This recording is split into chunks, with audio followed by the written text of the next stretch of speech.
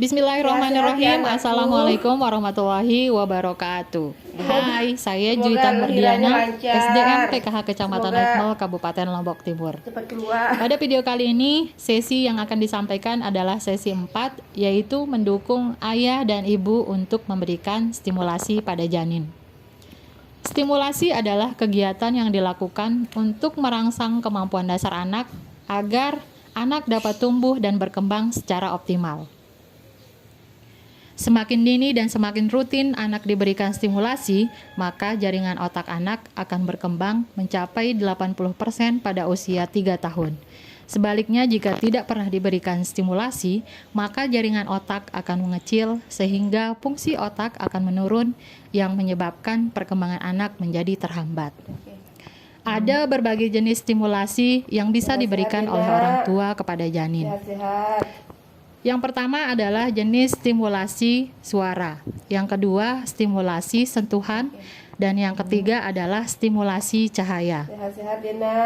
Berbagai stimulasi ini baik untuk merangsang kecerdasan janin atau lebih tepatnya untuk melatih otak kanan yang berhubungan dengan kreativitas dan kepribadian janin sehingga membuat janin aktif bergerak. Kapan dilakukan stimulasi pada janin? Stimulasi bisa dilakukan pada 3 tahap. Yang pertama pada saat trimester pertama.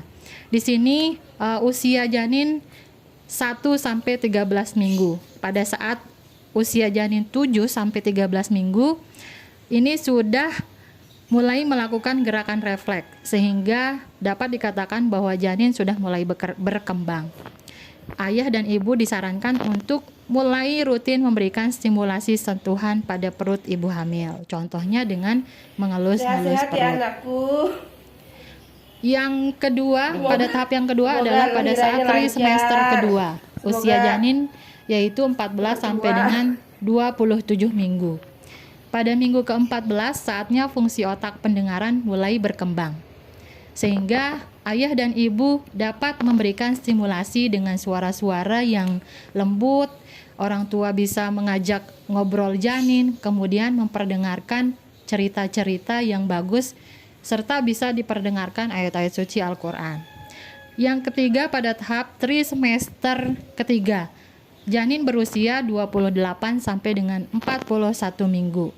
Pada usia janin ini, ayah dan ibu bisa memberikan semua jenis stimulasi yang dibutuhkan oleh janin. Mulai dari stimulasi sentuhan, stimulasi suara, maupun stimulasi cahaya. Seperti apa pembelajaran yang dilakukan oleh pendamping PKH pada KPM dampingannya?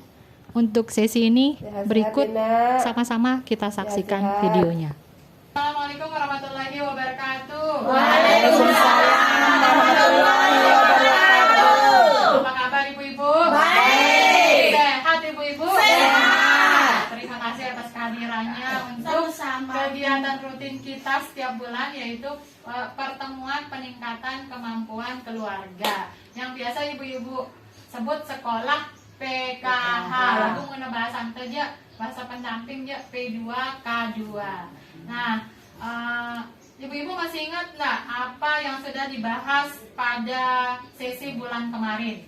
Ada yang masih ingat terhadap anak. Nah, untuk kali ini beda materi kita ibu-ibu. Materi kita hari ini mengenai mendukung ayah dan ibu memberikan stimulasi pada janin. Jadi khusus stimulasi pada ibu hamil ya ibu-ibu. Jadi kalau ibu nggak ada yang hamil, informasinya bisa berikan ke orang terdekat ataupun lingkungan tempat tinggal ibu-ibu. Nah, stimulasi, ibu-ibu udah pernah dengar istilah stimulasi tidak? Kalau belum ibu-ibu? Belum. Stimulasi adalah segala upaya yang dilakukan untuk merangsang kemampuan dasar anak agar tumbuh dan berkembang secara optimal. Jadi stimulasi ini penting ibu-ibu agar anak lahir sehat, cerdas, dan tidak stunting. Ingat stunting apa tadi? Ingat. Kemarin sudah sempat ya kita bahas mengenai stunting. Stunting kondisi pendek. Baik ibu-ibu, kondisi di mana tinggi anak tidak sesuai dengan usianya. Nah itu dia ibu-ibu tidak ada yang menginginkan hal itu. Ibu masih semangat? Semangat. Ibu kan tadi sudah paham mengenai stimulasi. Sekarang kita bahas mengenai jenis stimulasi. Ternyata stimulasi itu ada 3 jenis ya ibu-ibu. Yang pertama stimulasi sentuhan.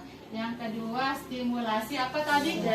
Suara. Yang ketiga cahaya. Nah, stimulasi suara contohnya bercerita, dongeng. Kemudian bisa juga kalau ibu-ibu suka murojaah, sangat bagus untuk bayi atau janin yang ada di dalam perut. Itu contoh stimulasi suara. Kalau stimulasi sentuhan contohnya ibu seni coba mengelus perut. Kalau yang terakhir contoh untuk yang pencahayaan tadi Berjemur. Ya, berjemur. Misalnya sambil bersih-bersih rumah pagi hari ibu-ibu bisa sambil berjemur. Menambah santa bepadeng ibu-ibu. Nah, itu sangat bermanfaat untuk pertumbuhan sel-sel otak janin yang ada di dalam perut ibu hamil. Jadi ibu-ibu kalau tidak hamil bisa diteruskan informasinya ke orang terdekat, bisa saudara, tetangga maupun yang ada di lingkungan sekitar ibu. Nah, ibu-ibu, setelah tadi kita bahas mengenai jenis stimulasi, sekarang kapan waktu yang tepat untuk memberikan stimulasi pada saat ibu hamil. Yang pertama ibu-ibu ada 3 tahap waktunya. Yang pertama trimester pertama. Kalau ada trimester pertama 3 bulan pertama. Kemudian yang kedua trimester kedua atau waktu usia kandungan 6 bulan. Dan yang ketiga pada saat usia kandungan 9 bulan. Nah, pada saat trimester pertama ibu-ibu, stimulasi yang bisa dilakukan oleh ibu-ibu adalah stimulasi sentuhan.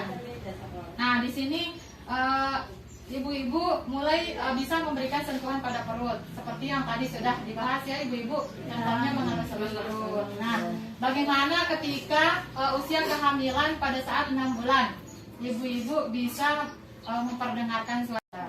Kemudian pada saat 9 bulan ibu-ibu bisa memberikan semua jenis stimulasi, baik sentuhan, kemudian suara maupun cahaya. Baik ibu-ibu, kita sudah diskusi tadi mengenai kapan waktu yang baik untuk melakukan stimulasi pada janin. Ibu-ibu sudah selesai? Selesai. Salah satu kelompok ibu. Nah, oke, sekarang mengelus perut ibu. baik, itu saja. Oke, terima kasih ibu Seni. Hasil diskusi ibu-ibu dari ketiga kelompok, hasil diskusinya luar biasa ibu-ibu. Jadi ibu-ibu sudah paham mengenai apa yang dijelaskan tadi. Paham. Jadinya jawabannya luar biasa semuanya. Baik ibu-ibu, ada yang ditanyakan?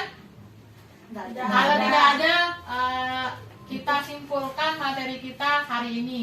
Untuk kesimpulannya dari awal tadi mengenai mendukung ayah dan ibu memberikan stimulasi pada janin. Nah, kesimpulannya ibu-ibu, stimulasi dapat diberikan sesuai dengan usia janin. Stimulasi dapat merangsang sel otak janin untuk meningkatkan kemampuan panca inderanya dan mempengaruhi tumbuh kembangnya ibu-ibu.